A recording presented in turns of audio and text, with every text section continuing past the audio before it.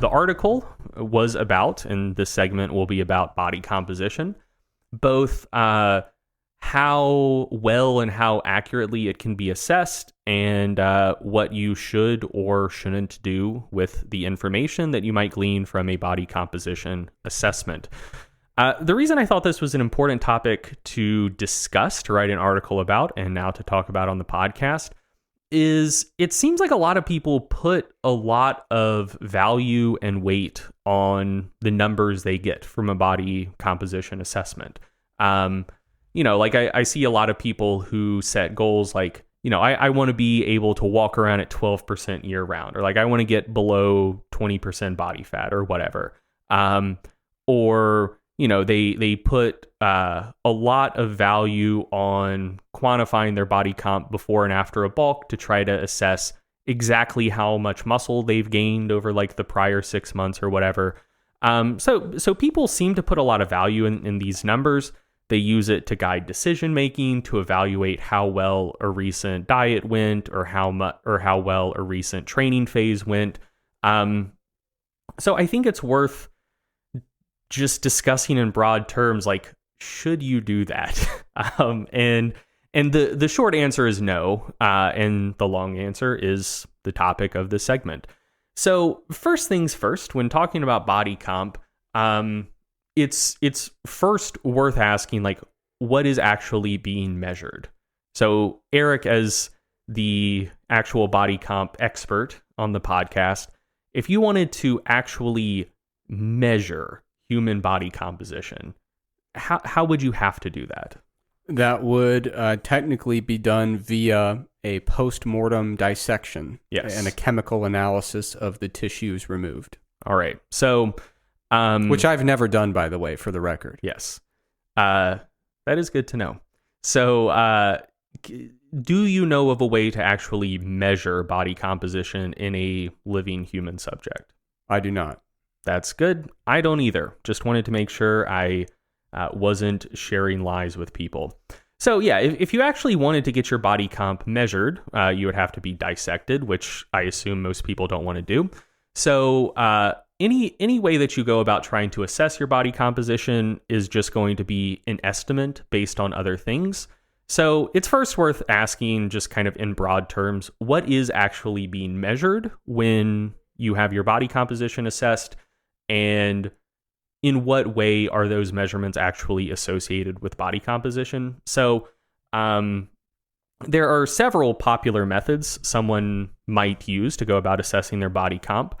Just kind of to go down a list, kind of an old school one, like that used to be considered a, not exactly gold standard, but like silver standard measurement that people used to use quite a lot back in the 70s and 80s, still exists, not quite as popular anymore, is underwater weighing or hydrostatic weighing. What's actually being measured there is displacement of water via the Archimedes principle, like assessing how much you weigh on land versus how much you weigh underwater to then estimate how much water you're displacing. Once you have an idea of how much water is being displaced, you roughly know your body's volume. And from there, if you know your body's mass and volume, you can estimate your body's density. And since lean mass tends to be more dense than fat mass, you can use total body density to estimate body composition. The bod pod is more or less just an updated version of underwater weighing. It works on very similar principles. It's actually measuring changes in air pressure within a confined chamber. But it's more or less doing the same thing. Like, you measure your body's weight, you estimate your body's volume via the bod pod, and then it's the same sort of deal. Like, if you're less dense, it's assumed you have more fat. If you're more dense, it's assumed you have more lean mass. Some other popular methods are skin fold calipers and ultrasound. So with both of these, essentially what you're doing is you're measuring the thickness of subcutaneous fat at various points in the body. And then it's just kind of assumed that if you have more subcutaneous fat, you also just have more fat elsewhere, particularly visceral fat. So you just essentially roughly estimate total body fatness from measurable subcutaneous fat thicknesses. probably the most commonly used method for assessing body composition, and quite frankly, one of the worst, if not the worst, is bioelectrical impedance, which essentially what happens there is you make skin contact with electrodes. If you've gone to a gym, a lot of gyms have these little devices where you just hold the thing out in front of you and it passes a current like through your arms. Also, a lot of smart scales have BIA technology built in where there's little electrodes that you stand on, passes that electrical current through your feet. And essentially, the more total tissue you have, the more it will impede that electrical current. But in particular, fat impedes the electrical current to a greater extent than lean mass does. So if the BIA device sees greater total impedance, it just assumes you have more body fat. Fun little story about bioelectrical impedance. Well, two funny stories. Yeah. One of them was that one of my previous professors from undergrad, he drew the short straw among the grad students back when he was in school. And they were trying to see how much they could fool a BIA device just by messing with hydration within a single day. Yeah. And like I said, he drew the short straw. So they got him more dehydrated than you would advise in a controlled setting and measured. And then just, said, all right, drink up as many fluids as you want, Gatorade, water, etc. And just within the span of a day, his body fat percentage reading went from just absolutely shredded on one side of the spectrum to like very, very, very high body fat percentage, like a lifetime's worth of fat gain or fat loss within a single day. Yeah. Another anecdote was, so Greg, you remember when we were teaching at UNC, we had the little BIA devices.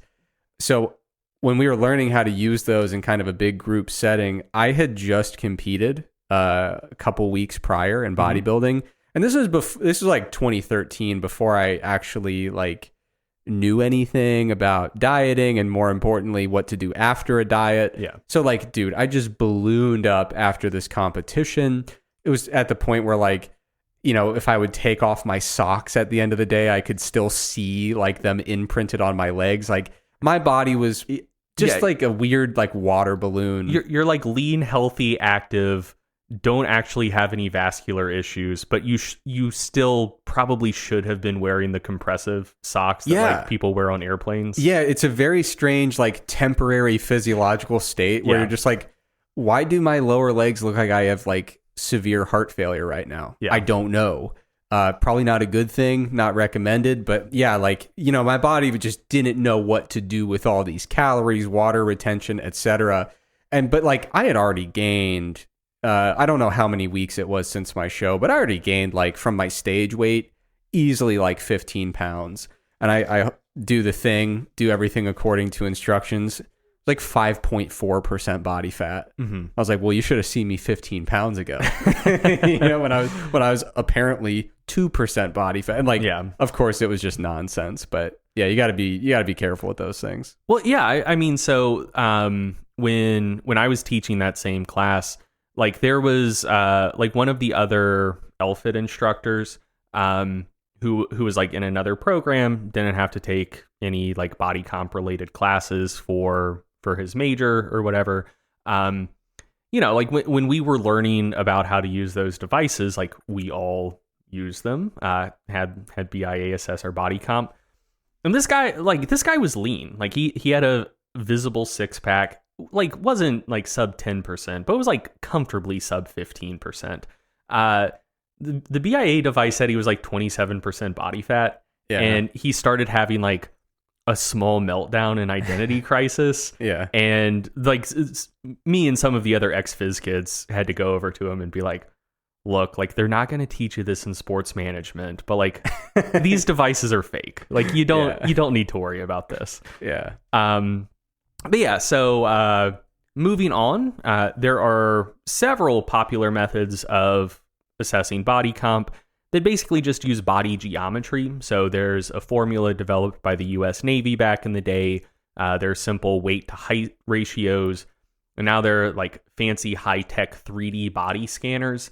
And all of these methods work on the same general principles where people whose bodies have a particular shape, the shape of their body tends to be at least somewhat indicative of how much fat they're storing. So, like in particular, if you have a particularly large waist circumference relative to how tall you are or relative to limb circumferences, that's generally indicative of storing more body fat. Like that's the general principle that these things work on.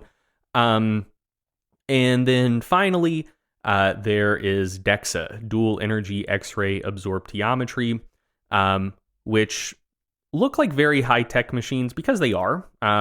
But essentially what they do is they pass very weak X-rays through your body and essentially try to assess how much energy is being absorbed by the X-ray. And the way they convert that to an actual body comp estimate is pretty interesting. So your bones will absorb more energy than any of your other tissues. Your lean mass will absorb less than bone, and your fat mass will absorb less than lean mass will. And essentially, that will create a little 2D printout where your bones show up, like in kind of the unfiltered way. Bones are very white. Lean mass is like a mid-gray, and then fat mass is like a very, very dark gray because it's not absorbing as much energy. Essentially, the darker something is, the less energy it's absorbing. I know there are some devices now that will make like very colorful printouts from that same information, but it's the same general principle. And essentially, then there's just an algorithm that counts pixels that looks to like basically roughly quantify like how dark or light a particular pixel is, and then sort it to say like, ooh, that's a bone pixel, that's a lean mass pixel, that's a fat mass pixel. And that's more or less how DEXA assesses body comp. So those are the basic methods. Like those are, I think, all of the popular methods that someone would use to estimate their body comp. What is actually being measured, how those things relate to body composition.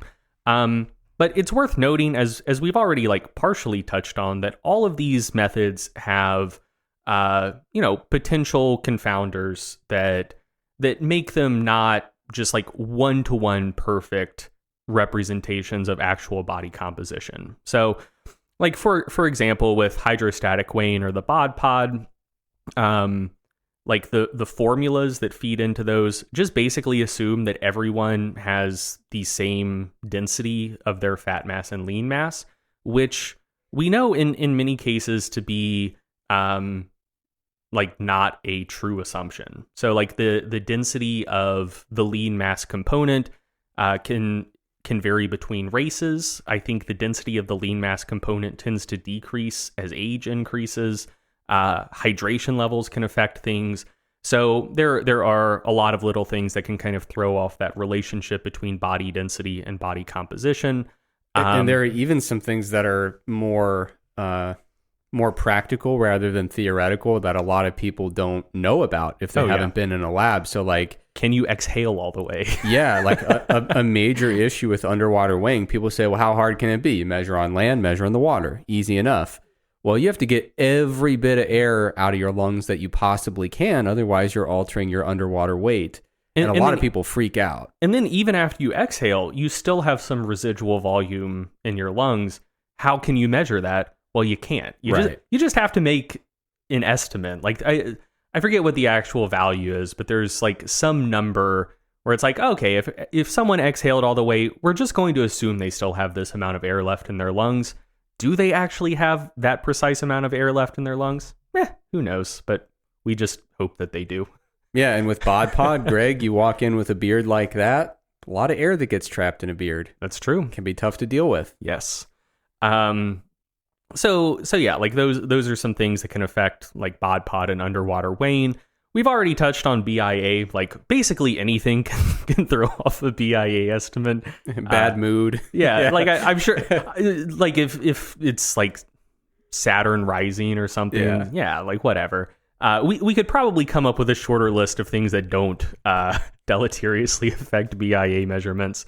But then for things like U.S. Navy formula, weight to height ratio, 3D body scanners, Like people have differing regional fat storage patterns that could throw those things off. Like, particularly, well, for all three of those formulas, waist circumference is taken into account. If someone just stores a lot more subcutaneous fat than visceral fat, all of those things are going to underestimate their body fat percentage. And then with DEXA, basic things like hydration, are you adequately fasted? Those can throw off DEXA estimates. But a big factor is just that you're extrapolating 3D estimates of body composition from 2D images. And I think you mentioned this, that on average, about 40% of the pixels will have some bone in them. And since bone is like the brightest indicator on a DEXA scan, it absorbs the most energy. In pixels with bone in them, which again is like 40% of your body, you just like can't estimate the fat or lean mass that is above or below those bones, just because the bones overpower everything else. So even though DEXA is very high tech, like there are still some like basic extrapolation issues with deriving body comp estimates from those 2D scans. Yeah, that's always the thing you tell people, and they're stunned because DEXA is expensive and it gives, bone density metrics. People think, oh, this has to be ultra precise. There's probably minimal, if any, shortcomings. Then you say, yeah, well, what we do is we stack up these pixels, and then before we even begin counting, we lose half. Yeah. Almost. And people are like, holy shit, for real? And this once bone is in the pixel, like a pixel can only be one thing, and the bone just gets thrown away basically for that purpose. Mm-hmm. Yeah. So moving forward, now that we've actually talked about what's actually being measured when you're assessing body composition, and we acknowledge that any assessment is just an estimate, it's worth asking how accurate, reliable, and precise are these estimates? And there is a lot of research that you could point to on this. And in the show notes, we'll link a 7-part article series by James Krieger that goes into this, just kind of technology by technology, just citing a lot of research that looks specifically at the accuracy and reliability of all of these methods of assessing body comp. I'm not going to go through all of the research like one by one for each method, because then I'll be staring down another 90-minute segment. And quite frankly, that would be boring as shit. But in broad terms, most methods of assessing body composition work pretty well for groups. So if you recruit 20 people and put them through any of these methods of assessing body composition, and it says that like the mean body fat percentage for this group of people was 22%. There's a very good chance that if you then, like if the Declaration of Helsinki didn't exist and like the Nuremberg Code didn't exist, if you could just like kill these people and dissect them and actually measure their body composition, their actual like mean body fat percentage would probably be somewhere between like 19 and 25%. So like on a group level, even things like BIA do a pretty good job at estimating average body composition for a sufficiently large group of people. And the same is true for assessing changes in body composition. Like if after a 16-week training intervention, it's found that, body fat percentage has decreased by 5% and lean mass has increased by 2% in a group of people. With most of these methods of assessing body composition, they'd say, oh yeah, like body fat percentage decreased by some number between about 3 and 7%. Lean mass increased by some number between about 2 and 4%. Like there can still be some small group level errors, but they tend to be like 2 or 3% at most. So like for research purposes, most of these methods work quite well. Some of them work better than others. Like for example, DEXA is just categorically better than BIA. But for assessing groups of people, they all get the job done. The question is more about, I assume, well, dear listener, it's worth asking yourself this: are you a person or are you a group of people? If you're a group of people, you can just skip ahead to Eric's segment.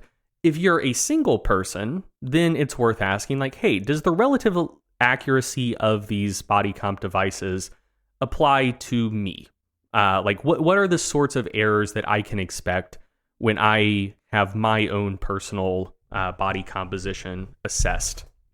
And my basic position, and what I hope to convince you of, is that for an individual, most of these methods for assessing body composition are, if not entirely worthless, far less informative than I think people naturally assume. And I think that comes from essentially conflating group errors and average errors with like individual errors. So for example, if you're looking at research on, say, DEXA, you will find that the mean error for a DEXA assessment of lean mass or body fat mass or body fat percentage compared to a gold standard measure, which is usually some sort of 4-compartment model, the average error is generally like less than 2%. It's generally like between 0 and 2%, give or take.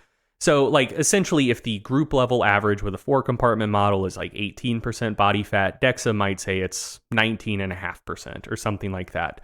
So some people look at that and say, oh, well, DEXA overestimates body fat percentage by 1.5%. So if I get a DEXA done and it says I'm 14%, I know that means I'm like 15.5%, but boom, like it's that precise number.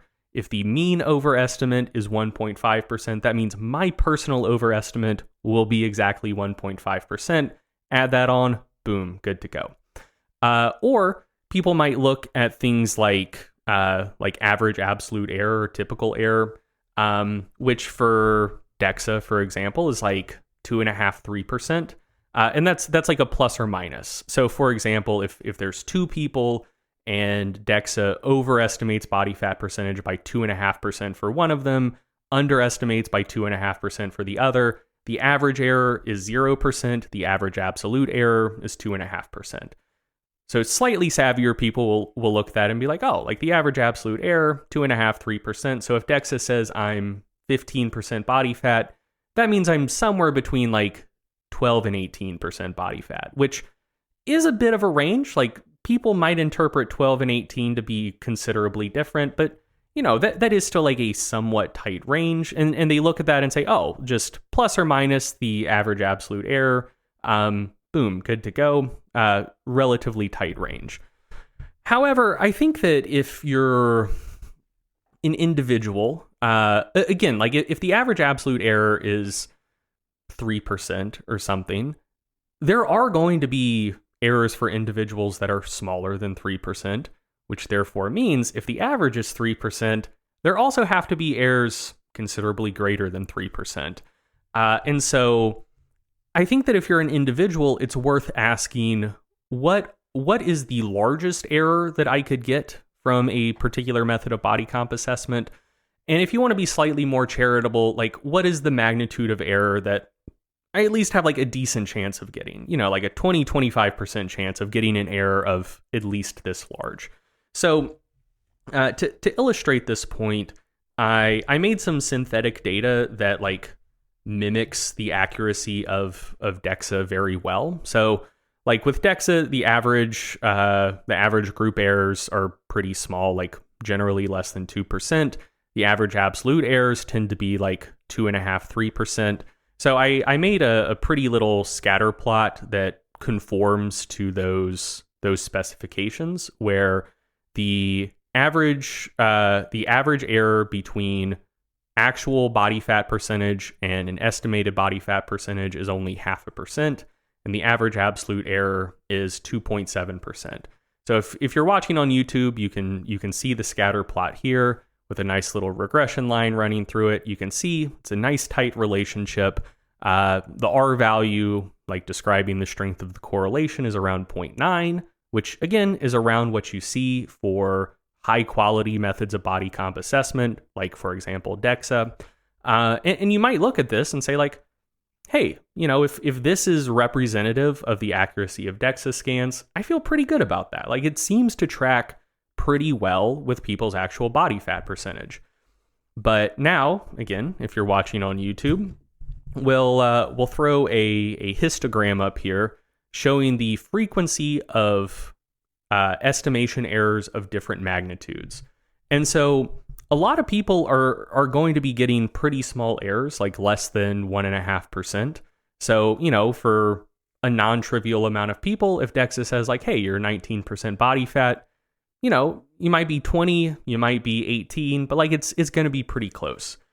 But then there are also like a pretty large number of people with errors in the 3 to 6% range, like larger, but not like way, way larger than the average absolute error, where if you're getting up to 6%, that means DEXA saying you're 20% body fat, anywhere from like 14 to 26%, which like, I think you could figure that out pretty easily without going in for a DEXA scan.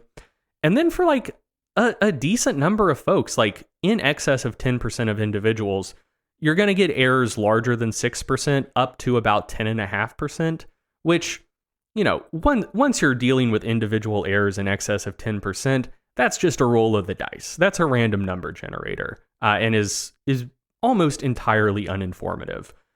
So like that, these are the types of individual errors that we're looking at when assessing how useful body composition estimates are for individuals. I think it's just like kind of a rough rule of thumb. If the average absolute error, like whatever it's reported to be, there's a pretty decent chance, like a better than 20% chance that the actual error that you see or that you could get from your body composition assessment is like twice as large as that. So if you see that, the average absolute error for hydrostatic weighing, like let's say it's 4% or something like that, that means there's a pretty decent chance that you could get errors up to about 8%, even though the largest possible errors would be even larger than that. So just to kind of like ground us here, and I'll note that this kind of simulation was to illustrate the sorts of errors you could see for assessing body composition at a single point in time. This same principle applies to assessing changes over time as well. So like if a particular method of body comp analysis says that your body fat percentage decreased by 8%, but the average absolute error tends to be of like a similar magnitude. So like that decrease of 8% could be anything from like a decrease of 2% to a decrease of 14%. Like it's the same type of range. Like this is a generalizable principle. So like here's one little illustration to just like hammer home this point with like an illustration that I think will just like make intuitive sense to people. So let's say you recently completed a diet. You started at a body mass of 100 kilograms, about 220 pounds, and you cut down to 80 kilograms, or about 175 pounds. And you got DEXA scans done before and after your diet, and DEXA said you went from 30% body fat to 20% body fat.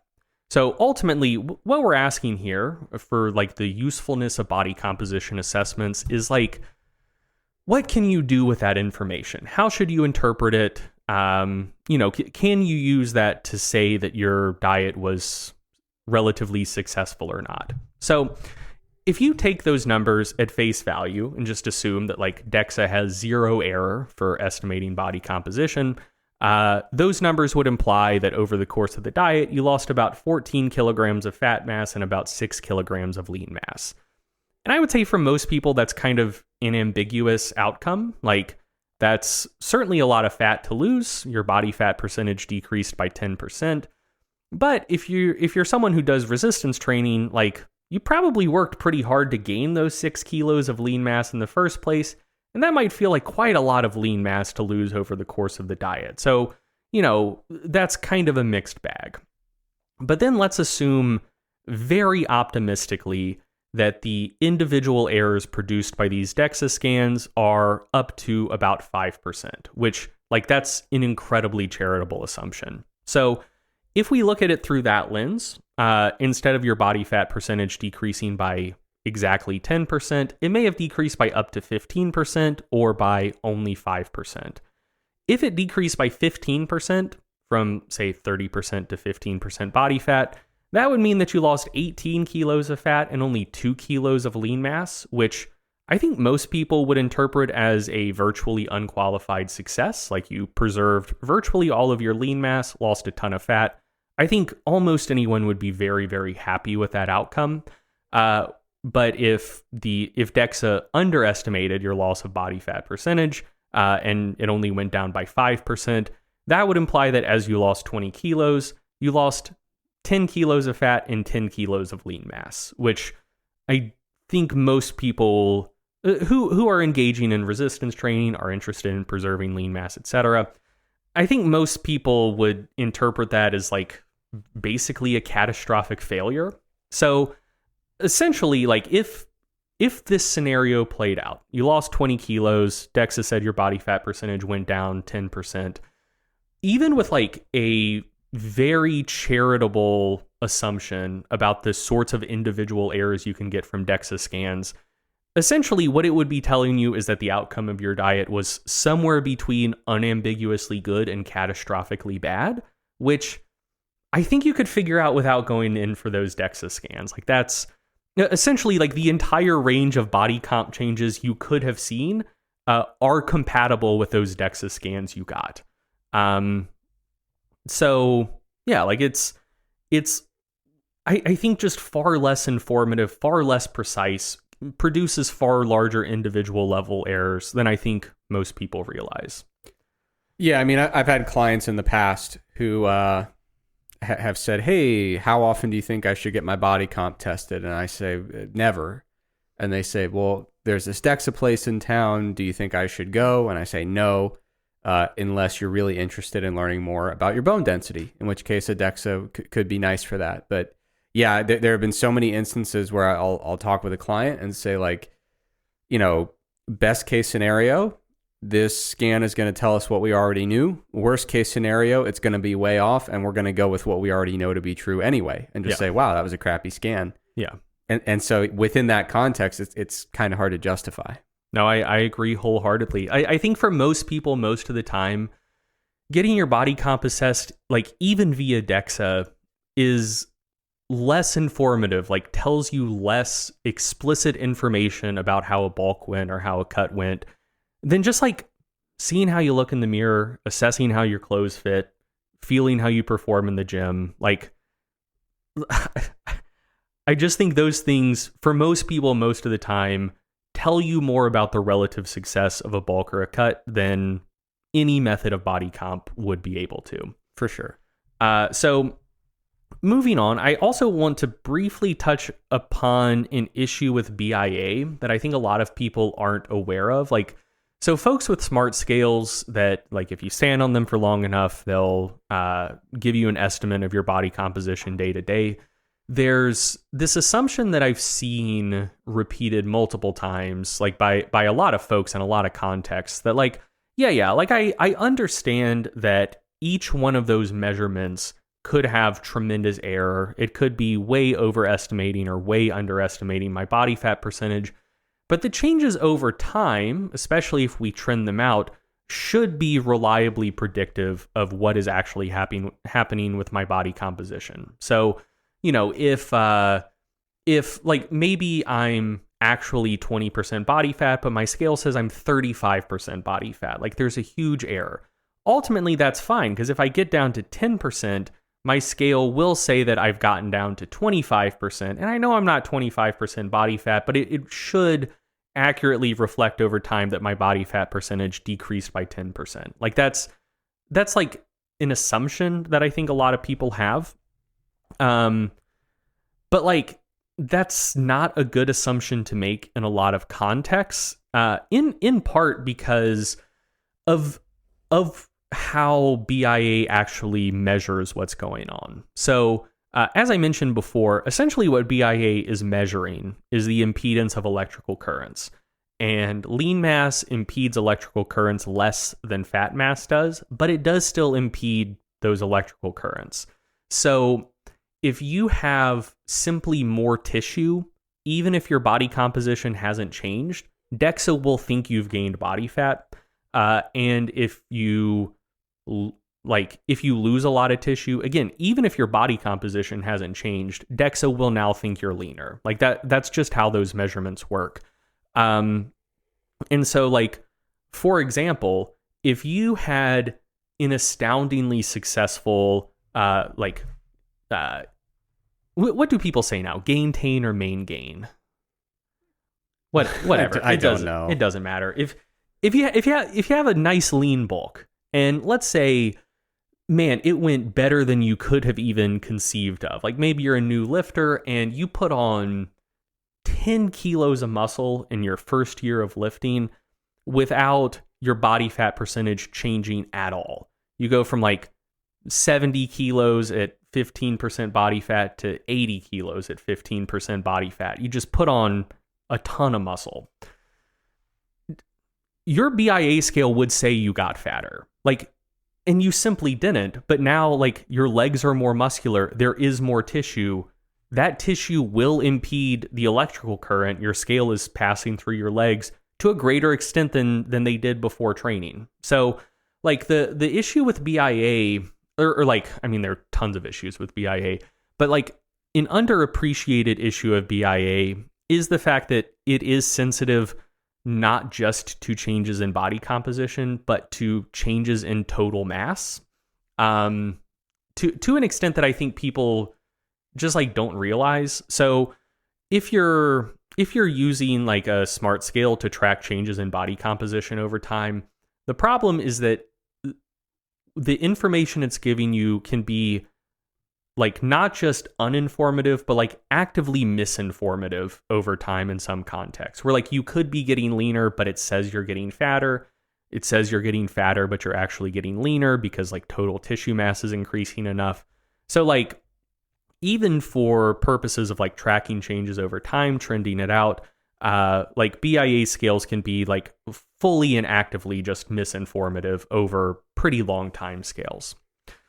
So, moving on, I think that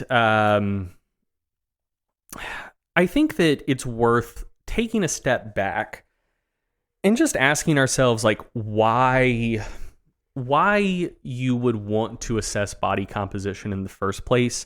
And I wouldn't be surprised if some percentage of listeners at this point feel slightly unmoored and adrift because, you know, they've had their body composition assessed multiple times in the past. They have previously put a lot of value on those numbers they get from those assessments.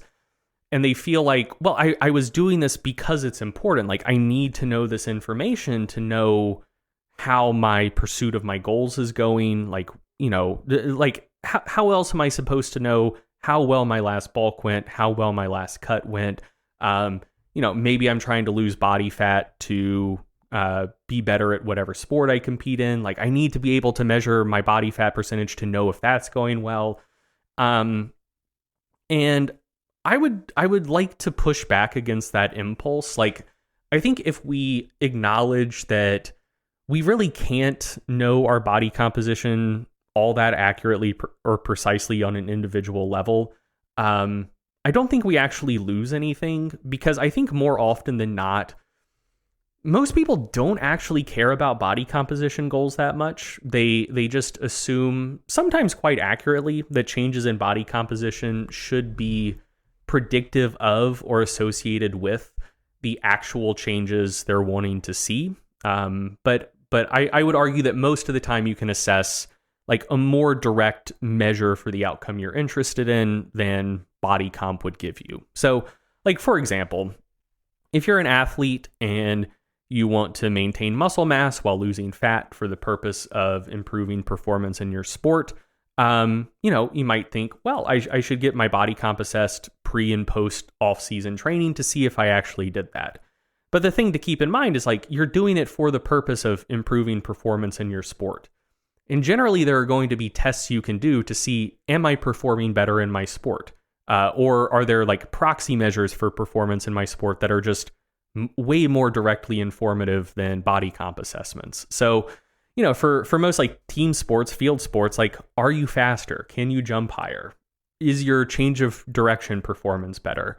Or just like, you know, like, let's say you're playing basketball, like if you're running scrimmages or pickup games, like, are you getting more buckets? Are you getting more rebounds? Like, that tells you how your performance is doing.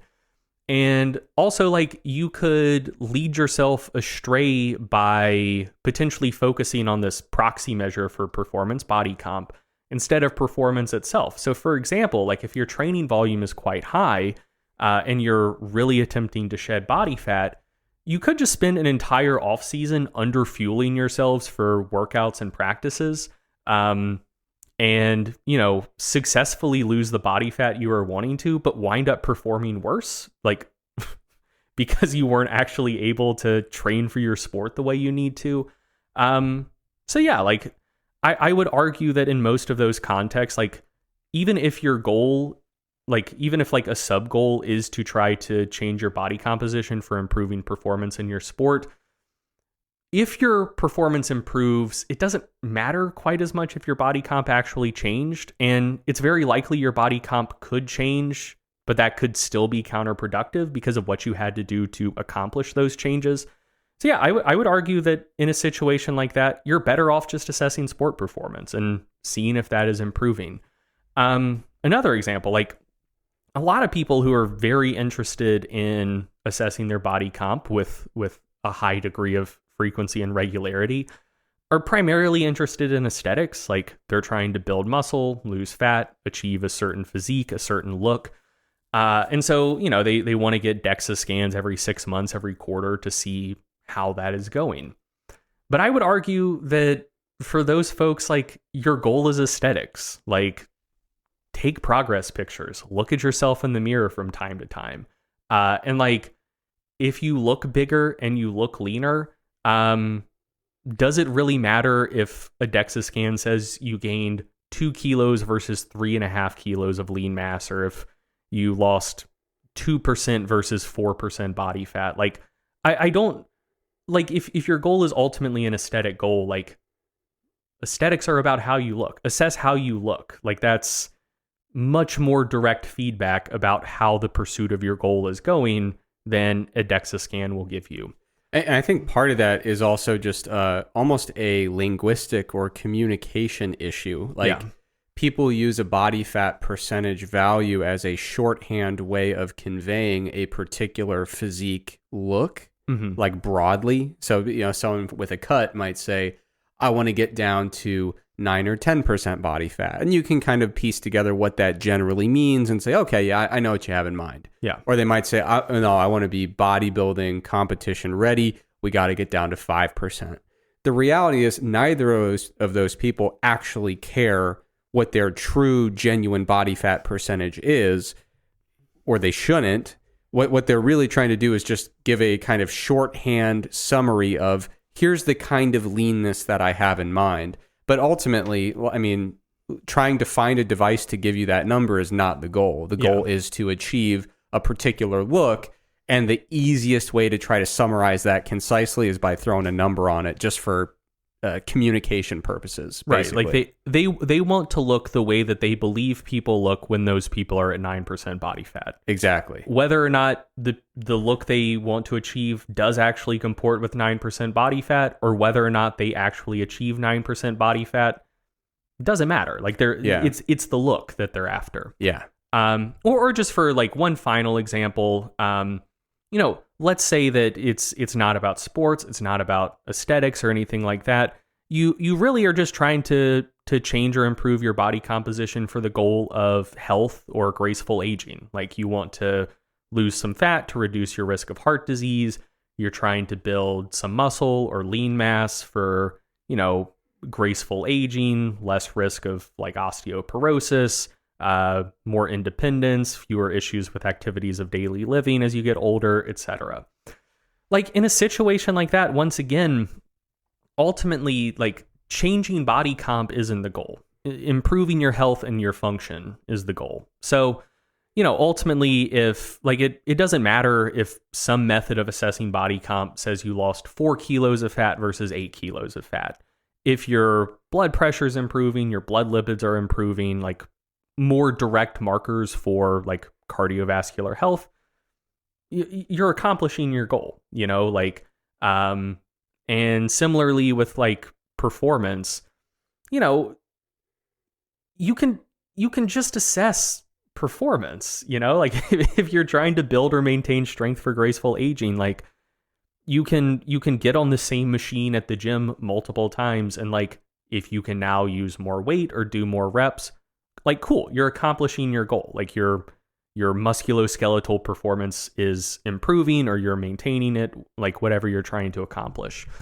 So like the argument I'm making here is that very, very rarely are changes in body comp the actual goal someone is pursuing. More often than not, changes in body composition are assumed to be, and often actually are, assumed to be associated with the goal someone is pursuing or predictive of the goal that someone is pursuing. And more often than not, you can assess something more closely related to the actual goal you're pursuing with more accuracy and precision than you can assess body comp in the first place. So even if we acknowledge that we can't assess individual level body comp with a high, or even I would consider an acceptable degree of accuracy or precision, we don't actually lose anything, because most of the time that's not what you actually care about in the first place. So just to wrap up, body comp assessments work really well for groups, don't work that well for individuals, but that's fine actually. Yeah, so things people can track, obviously track your body weight, objective performance outcomes, cardiometabolic, depending on what your goal is, there are many things you can track. But even for people who are more physique focused, you can track your body weight, you can, keep an eye on the mirror, keep taking progress pictures, limb circumferences. Yeah, observe how your clothing fits. Or I mean, like for physique related goals, like I think that calipers are great, because I mean, ultimately the thing that's going to affect the visual assessment of leanness is just like how little subcutaneous fat do you have. Yeah. Like if you don't have much, you're going to look very shredded, and calipers will tell you that. Yeah. So if you get a caliper assessment done, whatever body fat number is spat out when you run those numbers through a prediction equation doesn't matter. But like, if your sum of skin folds has gone down from like 100 millimeters to like 70 millimeters, regardless of what percent change in body fat that corresponds with, that is a direct measure of, hey, you have less subcutaneous fat than you had before, and you probably look more shredded. Yeah, I was going to say, I think you can go a really long way if you're like, you know what, I accept the content of this segment, but I still really like having some objective, quantitative things I can track. I think you can go a very long way with a super cheap tape measure and a cheap pair of calipers. And I know everyone, like in the exercise science world likes to say, you basically have to be a magician to be good at caliper tests. I mean, for research grade purposes, sure, fine. But if you're just trying to figure out, do I have more or less fat over my bicep than I used to? There's YouTube videos that can teach you the ropes when it comes to using calipers. You can do it depending on the site, maybe yourself, maybe get a friend or someone to do it for you. But just by taking a tape measure, getting a waist measurement, getting limb circumferences, getting some key caliper measurements, you can get a pretty good idea of what is, for example, the total size of my bicep, looking at the circumference, or I guess my upper arm, and then look at the subcutaneous fat thickness. There's no need to convert that to a whole body fat percentage. That information tells you exactly what you're trying to get, and you don't have to stress over, aiming for these kind of arbitrary targets like, oh no, I'm doing everything I hope to do, but I wanted to be 6% body fat. Like, I think keeping your sights on more localized measurements is probably ideal. No, I agree. And I would also add that if you're primarily interested in assessing body comp for like health related purposes, like ultimately a waist circumference measurement or like a waist to height ratio, again, not taking a waist to height ratio and converting that to a body fat number, but just the actual weight to height ratio number itself, that, or again, just waist circumference, that's more predictive of cardiometabolic health outcomes than just like body fat percentage is, in part because like as far as health risks go, not all fat is created equal. Like you can have a considerable amount of subcutaneous fat without that having too much of an impact on cardiometabolic health risks. But like having a lot of visceral fat, not great. And where's visceral fat stored? In your abdomen, around your waist. So, if you had two individuals and you could like perfectly measure their body fat percentage, and one's 20% body fat with a ton of visceral fat, and one of them's 27% body fat with a lot of subcutaneous fat and very little visceral fat, like the person at 27% body fat is probably in better shape as far as like health risks go than the technically leaner person with more visceral fat. But the leaner person with more visceral fat will probably have a larger waist circumference, whereas the other person would probably have like maybe a larger hip circumference or thigh circumference or something like that. So yeah, for us, like a rough assessment of body comp for health related purposes, just like a waist circumference works great. And again, like just take the circumference number. You don't need to worry about converting that to like a rough body fat percentage number. Like that doesn't add any additional like useful or beneficial information.